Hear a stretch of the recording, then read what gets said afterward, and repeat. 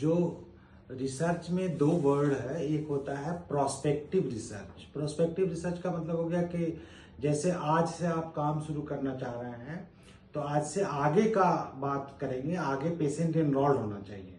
उसमें जैसे क्या देखेंगे कि किसी इफेक्ट देखते हैं, इंस्ट्रूमेंट का इफेक्ट, ट्रीटमेंट का इफेक्ट, मेडिसिन का इफेक्ट, ये देखते हैं कि कितना ज़्यादा कामयाब है या नहीं है वो मोडालिटीज।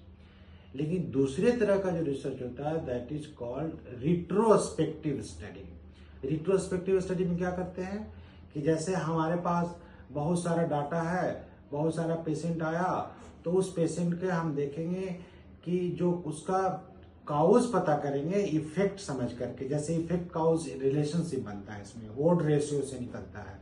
इसमें क्या करते हैं कि हम लोग पेशेंट्स को ये देखेंगे कि जैसे मान लीजिए किसी को जुकाम हो रहा है, तो जुकाम मान लीजिए कि कैसे कारण क्या था, तो वो पता करेंगे कि जितने मान लीजिए 100 लोगों को जुकाम हुआ तो उसमें से कितने लोग कर्ड खाए थे, कितने लोग कुछ और आइसक्रीम खाए थे, तो हम ये पता कर सकते हैं कि किस चीज के खाने से ज्यादा उसको जुकाम हो रहा है। जैसे हमारा एक काम और है कि जैसे मान लीजिए कि बोलता है कि लोग कैंसर का कारण एक है टोबैको, तो ये कैसे पता चला?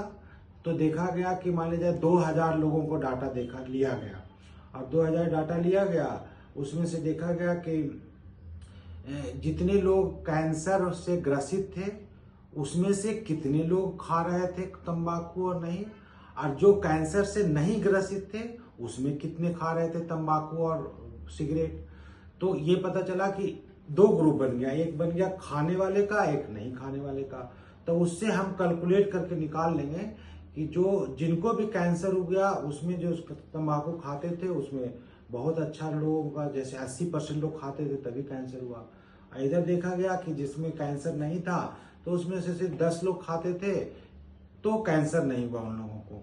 तो इसी तरीके से हम लोग बायोस्टैटिस्टिक्स लगा करके आप रिजल्ट निकालते हैं, cause effect relationship, that is called retrospective study.